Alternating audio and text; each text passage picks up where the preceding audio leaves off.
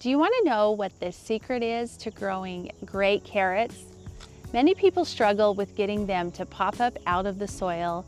Today we're going to talk about our secret to being successful in growing your own big, beautiful carrots.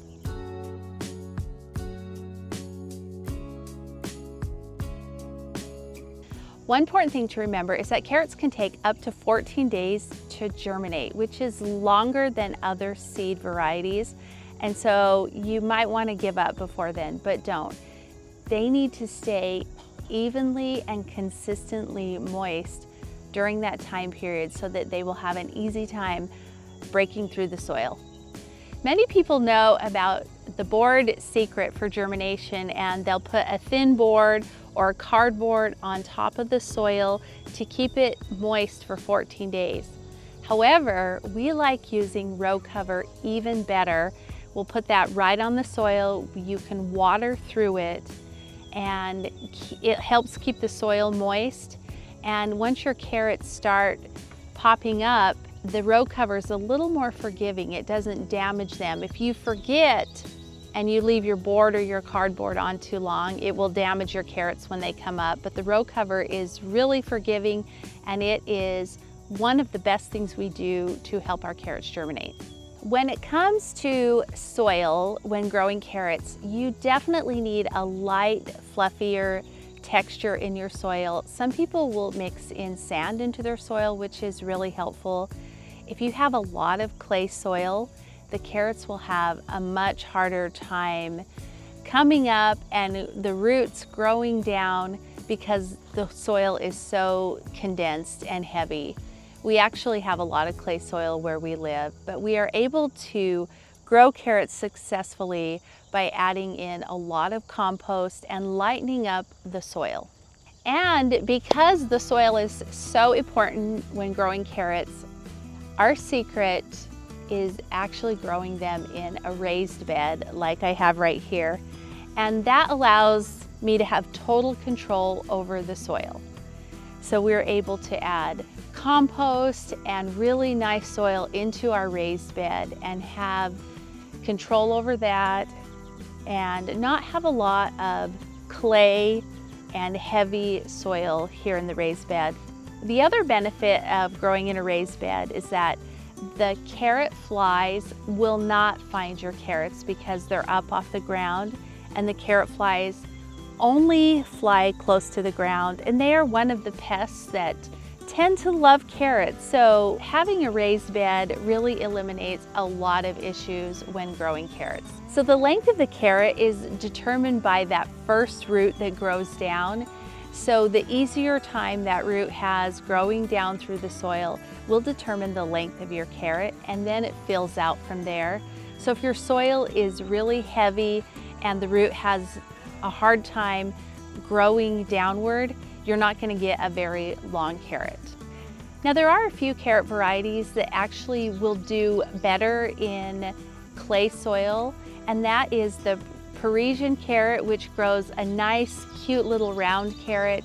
There's also scarlet Nantes, and then the red Chantenay are carrots that you can grow in heavier soil that you're going to get maybe not a long carrot, but you're going to get a nice full carrot. So if you live somewhere where there's heavy clay soil and you're not able to lighten it up a whole lot, those are 3 varieties that I would recommend growing. Many times after you've planted your carrot seeds and they've popped up out of the soil, you're going to need to thin them. And one mistake that people make, and I did this for years, is that you would go along and pull them out. And what that does is it disrupts the carrots that are staying in the garden, staying there in the soil. It loosens the soil around them and on the roots of that carrot. So instead of going along and pulling them up, it's better to just snip off the tops of those ones that you are thinning out and not disrupt the roots or the soil. Here you can see that we thinned out our carrots some, so they're not, we've got a good 3 inches in between a lot of the carrots. And thinning them out is really important for a nice sized carrot so that you're not planting them too close. Now, if you're like me and you don't want to pull up a lot of carrots to see if they are ready to harvest, You're gonna wanna wait at least 60 to 80 days from the time that you planted your seeds till the carrots are ready. And so we are at that time frame now. It's been 60 to 80 days. And I'm out here looking at the carrots, and I don't wanna pull up too many until they're ready, but I think we've got a few that are ready. So I'm gonna pull up a few. Oh, look at this, that's a nice carrot. This little grouping right here probably should have been thinned a little more. You can see the difference. This one wasn't crowded and these were, so it is important to thin, and we're certainly not perfect at getting all of the carrots thinned. Well, these are gonna be delicious. So one tip for harvesting the sweetest carrots is actually to harvest them in the fall and wait till they've just had 1 or 2 light frosts. That will actually give the carrots a really sweet flavor. So this would work well if you plant them a little bit into summer, so you have that 60 to 80 days occurring during your first frost of the fall. And remember, when you're storing your carrots, you want to remove the tops because they will actually pull moisture out of the carrot after they're harvested.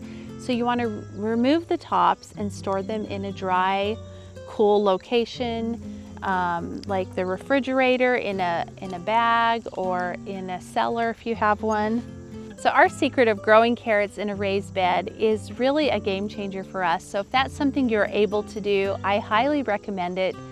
Having the ability to choose the soil that is in your raised bed is really nice for growing carrots.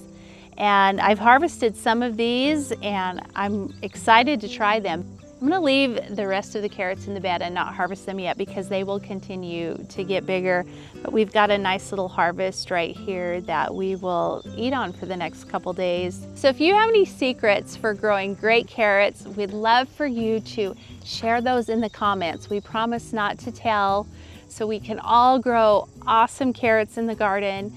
And we'd love to hear any questions you have. Be sure to like and follow along for more gardening tips.